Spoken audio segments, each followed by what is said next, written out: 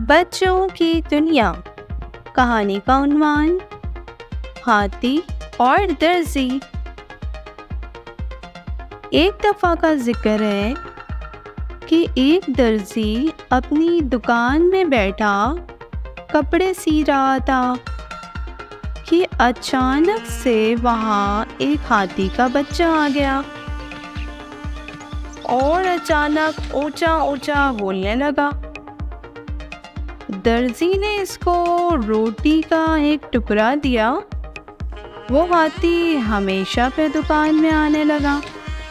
एक दिन हाथी आया, लेकिन दर्जी ने इसको रोटी के बजाय सुई चुबा दी।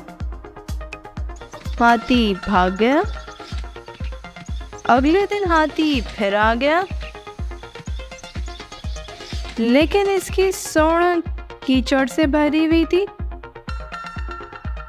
जैसे ही इसने सूंड आगे किया, दर्जी ने दोबारा सुई चुभाई तो इसने अपनी सूंड से कीचड़ दर्जी के कपड़ों पर फेंक दिया और दर्जी के सारे कपड़े खराब हो गए। दर्जी सर पकड़कर रोने लग गया। तो बच्चों, इस कहानी से हमें ये सबक मिलता है कि जैसा करोगे वैसे ही भरोगे।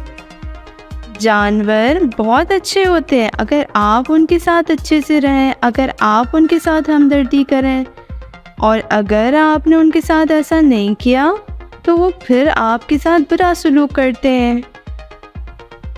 हमारे चैनल को सब्सक्राइब और हमारी कहानी अगर आपको पसंद आई हो तो लाइक और कमेंट करना हरगिज़ ना भूलें। अल्लाह हाफ़िज़।